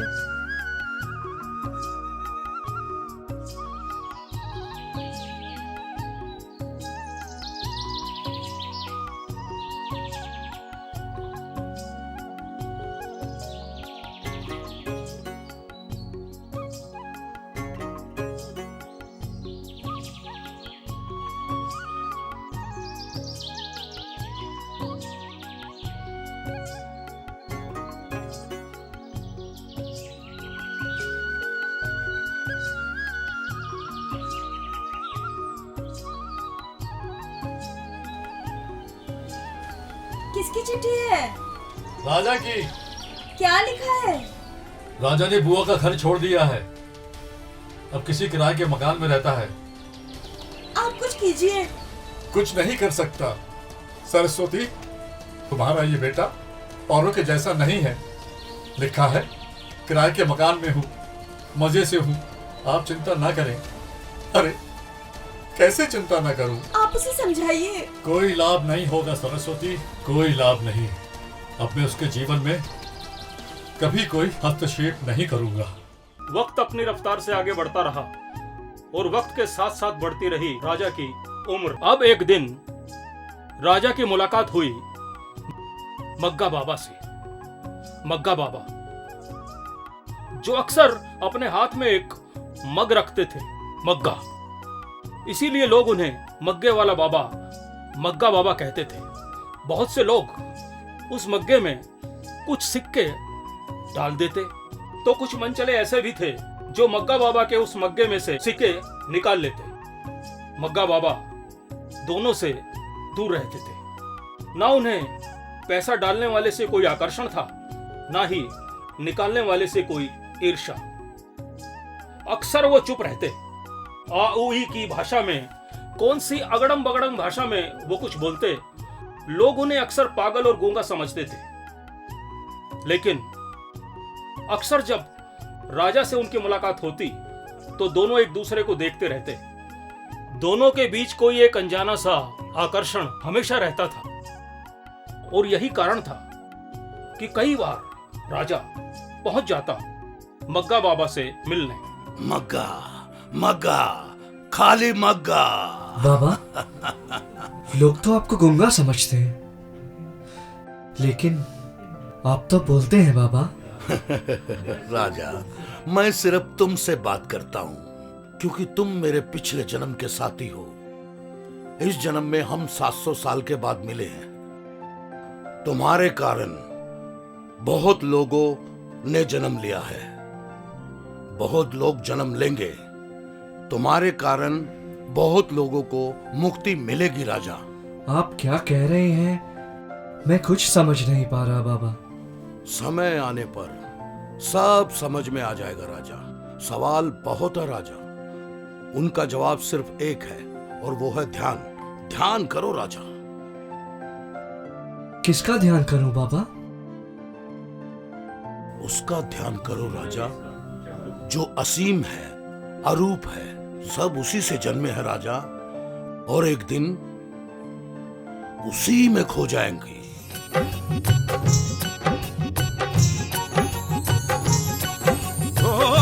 घट घट में वो ही है बसता, देख सके तो दे।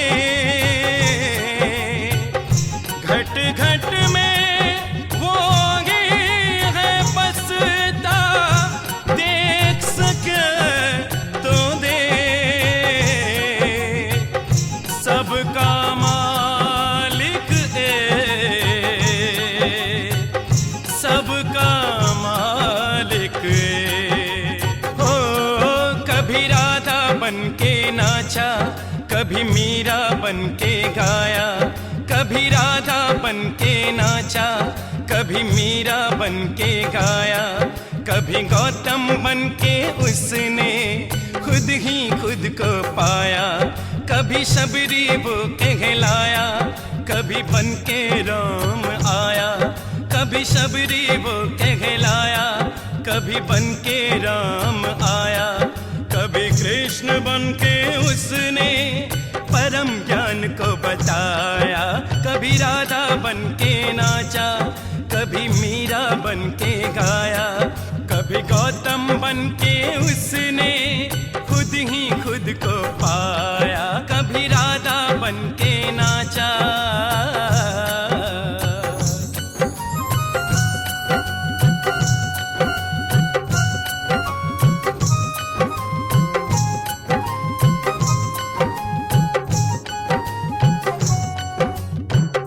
मरघट में वो ही है जलता, और वो ही है जलाता।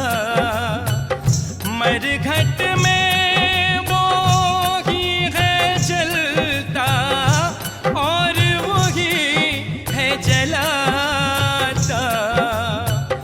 अज्ञान में वो ही है सोया, और वही है जगाता। हार सब पंडित ज्ञानी, जीवन है आता जाता। हारे सब पंडित ज्ञानी, जीवन है आता जाता। लेकिन कभी भी कोई उसको समझ न पाता। कभी राधा बन के नाचा, कभी मीरा बन के गाया। कभी राधा बन के नाचा, कभी मीरा बन के गाया। कभी गौतम बन के उसने खुद ही खुद को पाया। कभी राधा बन के नाचा।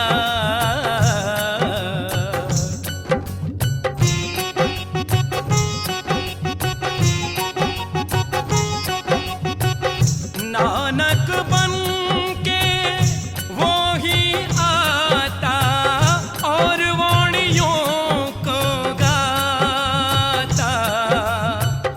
नानक बन के वो ही आता, और वाणियों को गाता।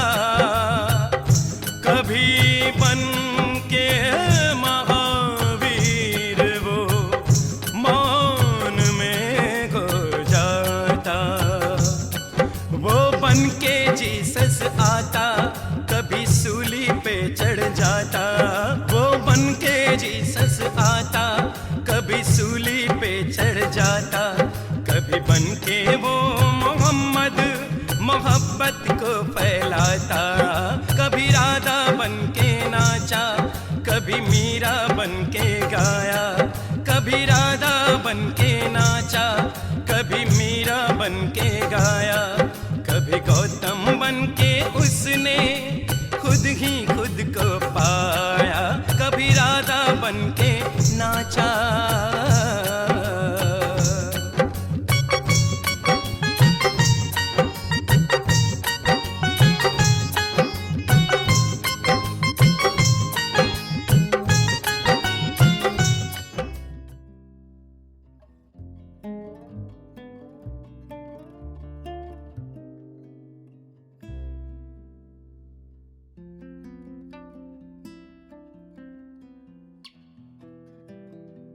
बाबा, कभी कभी आप बहुत रहस्य में मालूम पड़ते हैं। आपसे मिलना अच्छा लगता है, बस इसीलिए आपसे मिलने चला आता हूँ। एक दिन सब समझ जाओगे राजा। मेरी आंखों में देखो, गहरे और गहरे और गहरे देखो राजा।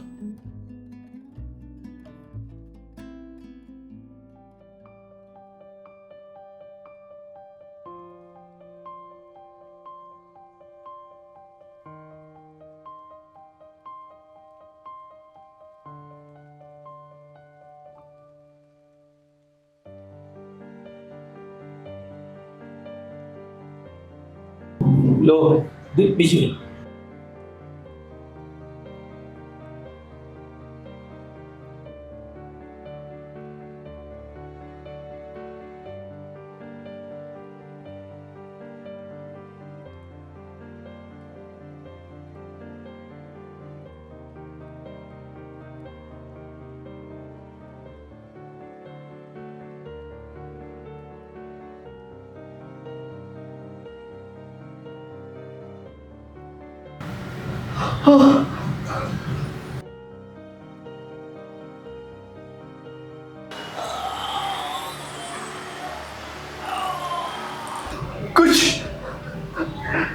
कुछ मिलाया आपने इससे? हाँ, जय मिलाया।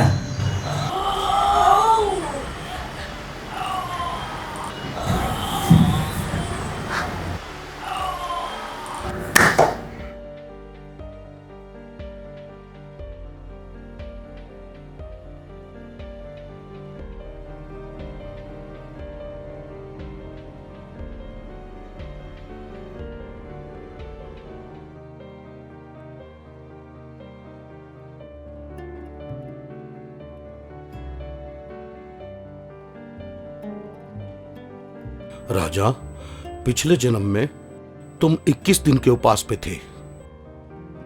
उपवास पूरे होने के 3 दिन पहले तुम्हारी हत्या हो गई थी।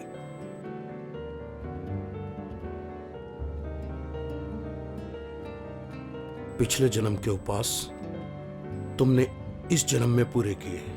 जन्म लेते ही तुम 3 दिन तक भूखे थे। तुमने दूध की एक बूंद तक नहीं पी।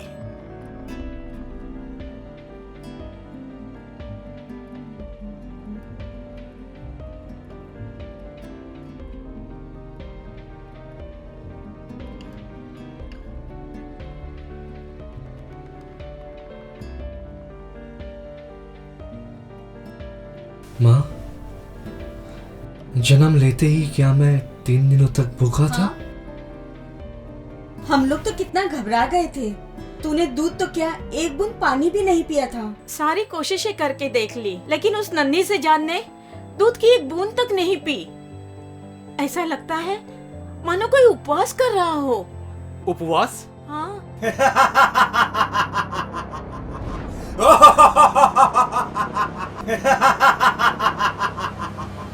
तुम उसके उपवास में विघ्न न डाल सकोगे।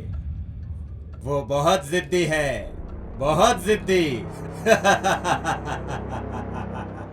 वो फकीर कौन थे माँ? वो क्या नाम था उनका? मग्गा। हाँ, मग्गा बाबा नाम था उनका। तेरे जन्म से कुछ दिन पहले पता नहीं वो कहां से गांव में आ गए थे। दिन रात हमारे ही घर के आसपास रहते थे वो। और हाँ, तेरे जन्म के कुछ दिन बाद ही ना जाने कहां चले गए।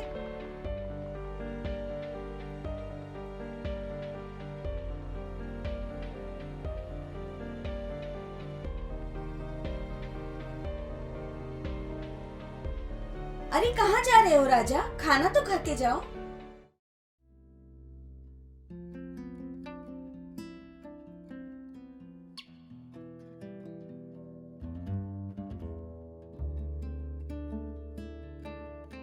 आ गए राजा। बाबा, आप तो आंखें बंद रहते हुए भी सब देख लेते हैं। इस गांव में मेरा ये आखिरी दिन है। मैं हिमालय जा रहा हूं। जाने से पहले तुम्हें कुछ कहना चाहता हूं राजा। कहिए बाबा। राजा, तुम्हें पढ़ाई पूरी करनी होगी, देसी विदेशी भाषाओं का ज्ञान अर्जित करना होगा राजा। तुम्हें पूर्व पश्चिम को करीब लाना है राजा। तुम्हारे भीतर बहुत कुछ छुपा है राजा, समय आने पर वो प्रकट होगा। राजा, तुम्हारे जीवन में 2 और बाबा आएंगे और वो तुम्हें बुद्धत्व तक ले जाने में मदद करेंगे।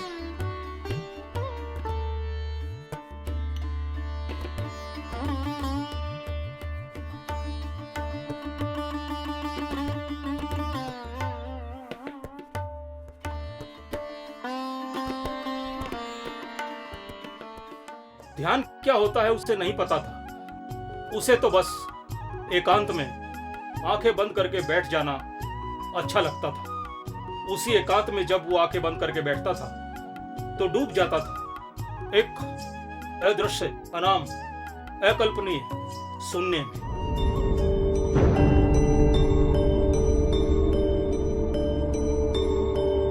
अहम